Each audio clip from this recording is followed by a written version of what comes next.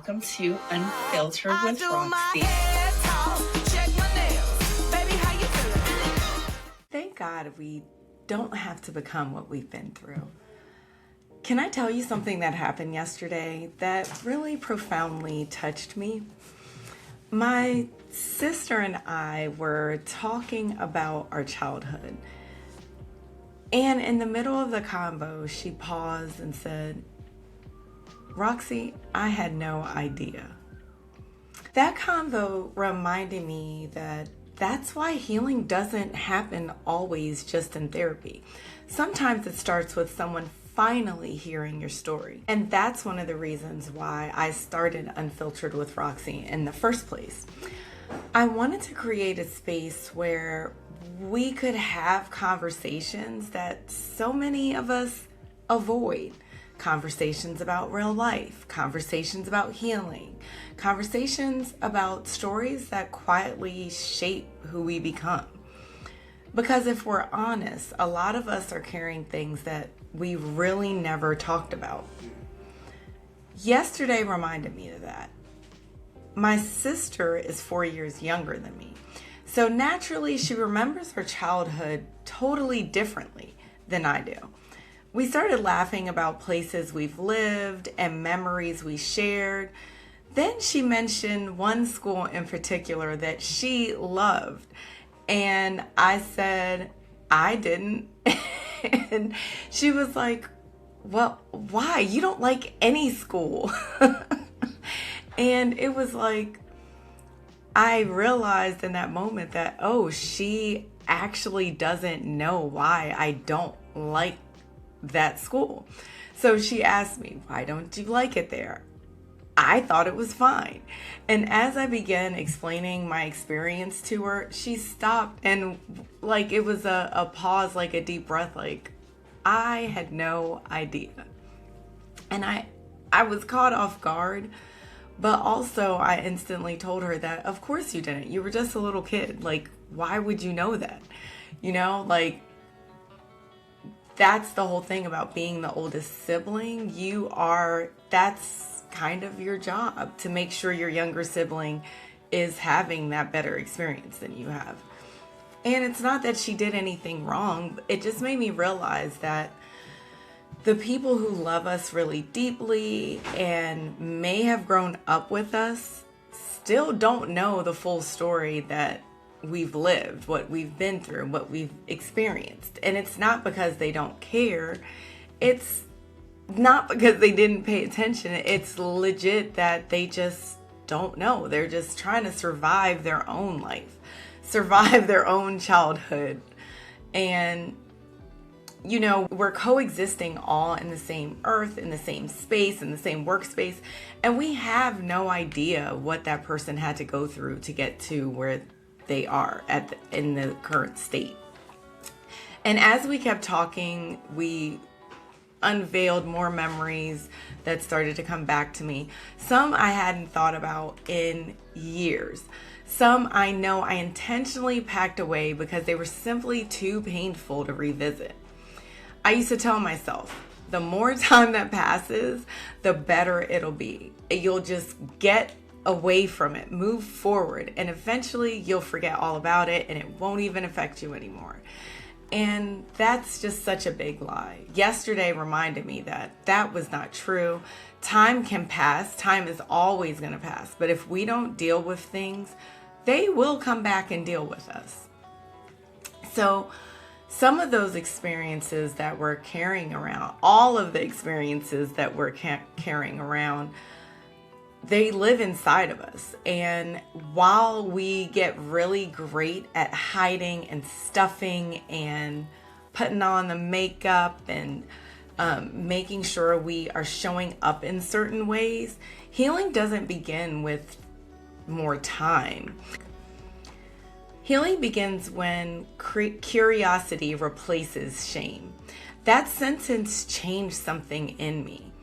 It made me realize that I'd spent a lot of my life trying not to remember certain chapters. Like legit, there are years of my childhood I don't remember that I should remember because I was old enough to be able to remember. And it's not because I'm denying that they happened.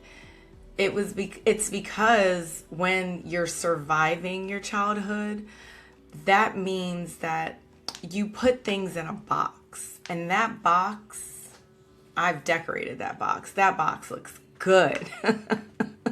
But the thing is, the box does not stay closed forever. You keep stuff in that box and making it look cute, it's going to explode. And it's either going to explode in your health, implode, or explode out on people that are around you. So sometimes it can look like having certain fears, anxiety, people pleasing, perfectionism, anger. A lot of people, we're seeing road rage at high levels. We're seeing a lot of violence, domestic violence, and men and women are the offenders of that. Sometimes the belief that we're not enough, and we don't realize the beliefs until we address them. They began years ago. They were in you all that time, from when the belief pattern started until now. It could have been years ago, but this is why pressing through for your healing still matters. Healing isn't always about remembering every detail. And a matter of fact, you can heal without remembering all the details, because that is something that God has put in you to protect you at that time. He will reveal things to you as you're getting your healing, though. But it's not that God made that as a thing that we have to go through or a process of forgetting. That's a human thing that we've done so that we can get through that trauma. Healing isn't about remembering every detail. It's about addressing what that issue was. So healing begins by asking yourself, where did I learn to believe this about myself? Is this actually true? I mean, I could be a really mean person, but why? How? Those are the things we have to ask ourselves. Is this something I still want to carry? Because maybe if you're not ready to put down your armor, you're going to keep carrying it, right? So am I ready to move forward? Because children are incredible storytellers. They love telling a good story. My nieces and nephews, great storytellers. I mean, have you ever heard a kid explain what happened to them at school? It's great high drama. But sometimes as kids, most times as kids, we're terrible fact checkers. We don't actually test to see if what we believed are true, right? As children, we create these stories. We make this sense of what we don't understand, right? And we've seen this in movies where kids will be like, well, it's my fault my mom and dad separated or died, and you know, the adult in the situation is like, no, baby, no, little baby, that's not why, right? They don't know.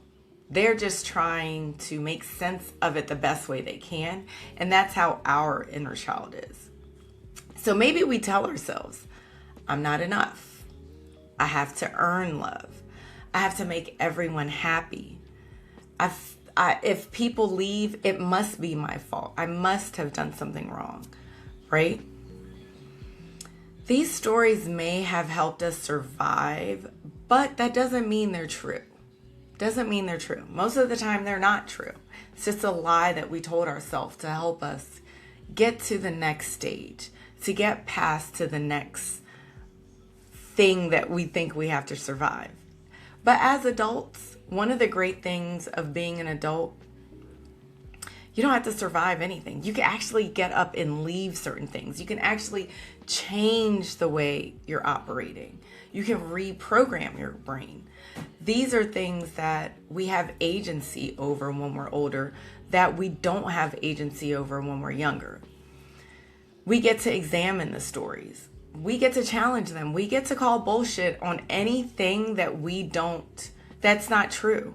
And even if the other people in our family don't accept it, or acknowledge it, we can still do that. We get to rewrite the things, the messaging that was told to us.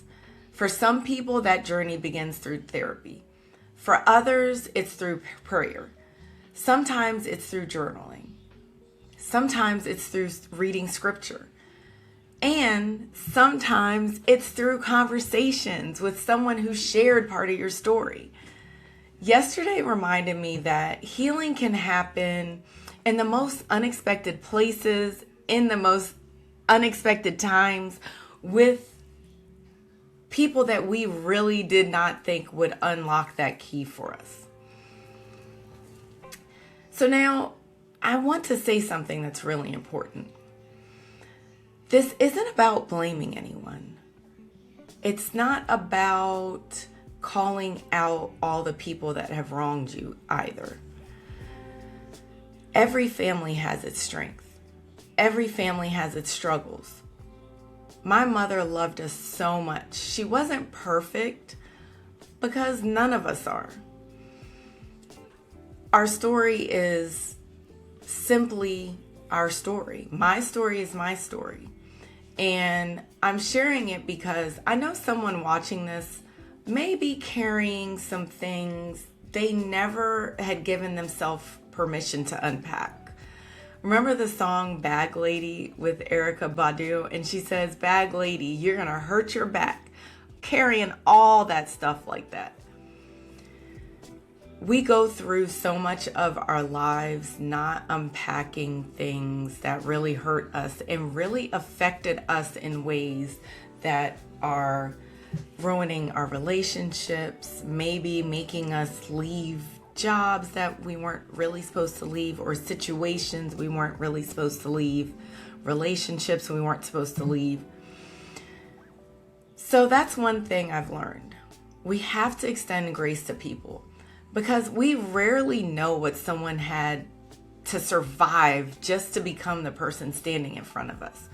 So maybe that harsh person, maybe that person that is always giving you a hard time, has more trauma than they even know that they're carrying. Trauma doesn't always make people fall apart. Sometimes it makes us overachieve. Sometimes it makes us the helper, the caregiver, the fixer, the strong friend, the one who never asks people for help because everyone thinks they have to have it all together. And that was one thing that I learned from the Room to Breathe podcast. You know, people sometimes look at the person that's doing all the things and being together. One thing that Shantae always says is that, you know, that's actually not your job to do. It's okay to take room to breathe. And I love that about her podcast. We have to make sure that we are operating from our overflow. And that starts with the hard work of digging in deep into why we're operating the way we're operating. That was me though. That I never used to ask for help. I never used to say, well, I just can't do this today, or I can't do that. That wasn't a sign that my family wasn't able to help me or my husband wasn't able to help me. It was a sign that I really believed I could not trust anyone. And that had something to do way back before I even met my whole family that I have now. And maybe that's you too. When I look at my life today, I don't see someone whose past disappeared. I see someone whose past no longer gets the final word. And I'm grateful for that. I'm grateful that God had been healing me layer by layer. It wasn't a suddenly thing. And I think that's what we all think is the best thing, is a suddenly. But it's really not. We need to go through the process. I'm grateful that I don't have to become everything I've been through. I at first started this out by saying, I thank God I don't look like all the things that I've been through.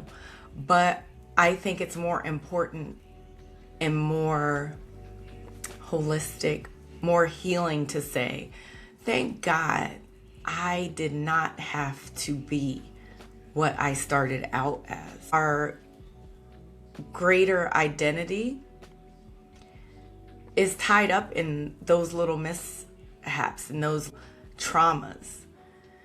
I'm grateful that my identity is bigger than my hardest chapters.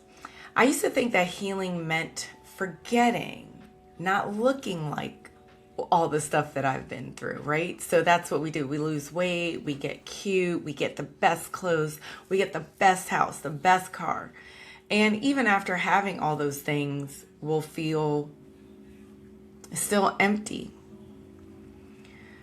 So now I think healing means remembering without reliving it. I should be able to think back on it and not cringe. And I think that's one of the things that helped me talking to my sister, because I love her and I adore her. And I was just telling her how proud mommy would be of her. And I was like getting teary-eyed. And I said, even of me and my husband, like that, all the things that we've accomplished, like we went through so many harsh things to get to where we are. And it makes me appreciate my home where I do clean and take care of all my stuff. Why? Because I've been without stuff. So I am now at a place where I don't have to forget poverty. I don't have to forget where I came from. I can think about it and be glad that I'm out of that situation. I can remember without letting it define me. Remembering without giving it power over who I am today.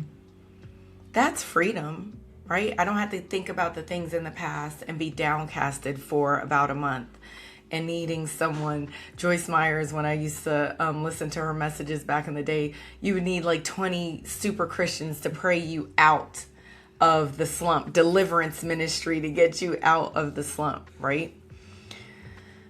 So that's freedom, knowing that I can think back at that I did have good times. I had a sibling. I had a mom that really loved me. I had an auntie that loved me until I got married. That's a story for another day. Until I had a family. I can laugh about that now. Was not funny to me when I was going through it. We don't have to live in a place where we constantly relive our pain and make others pay for it. But we could be in a place where we're honest about it, where we learn from it, where we grow from it, where we encourage each other to keep healing. So if you're watching this today, I want you to know something. It's not by accident that you found this video. You are in the process of a deep healing. And God is going to give you all the tools you need to go through that. Maybe something I said connected with you. Something that you'd been carrying. Maybe it reminded you of a conversation you needed to have. Maybe it helped you realize that this belief that you're carrying since childhood that no longer belongs in your life, you could just chuck it away. Whatever you're feeling, don't ignore it. Lean into it. Be curious about it. That may be where your healing is. Most of the time, that's where your healing is. Take a moment to think about the stories you've been telling yourself. Ask where they came from. Keep the beliefs that give you life, and question the ones that make you feel bad and disgusted with yourself. And if you need help, ask for it. I think that sometimes we get so stuck in how our image is that we really don't press through for the truth. The other day I went to the gym with my daughter, and I don't know, I thought I had been delivered from this idea of how I have to look a certain way no matter what. And I'm in perimenopause right now. My stomach is the biggest it's ever been. And one of the things that I told my daughter, I was like, oh, I'm just so fat. I'm just so disgusting. And she was like appalled. I'm so proud of her, but she was appalled at what I was saying about myself. And I had to stop myself. I said, why did I even say that? That was disgusting. That was disgusting of me saying I was disgusting, right? we don't have to hold on to those old beliefs of what we've been through, and we need to free each other from that. I'm so glad that I have a young person in my life that was like, why are you saying that about yourself? Like, I had 4 kids. I should be glad that I look the way I look, right? Stretched out and all. So question the ideas, the beliefs that bring you shame. And if you need help, ask for it. Lean on someone, even if it's a young person. Healing isn't weakness. Healing is courage. Thank God we don't have to stay where life introduced us. We're not our beginning. Thank God we don't have to become everything we went through. And thank God our past doesn't have to define our future. If no one told you this today, I just want you to know that you're awesome. You're not cursed. You're not too broken to heal. You're not too old to grow and learn something new. You're not too late to rewrite your own story. If this conversation encouraged you, I'd love to hear from you in the comments. You don't have to share your whole story, but maybe share one lesson you learned on your healing journey. I believe that would help someone else. It would help me. I love a good story of redemption, and that's in ourselves. Because every honest convo has the potential to help someone else feel a little less alone, a little less stigma around it. And that's exactly why I started Unfiltered with Roxy. So I hope to see you next time. Remember to look at yourself through rose-colored glasses. You're doing the best that you can. Love you. Bye.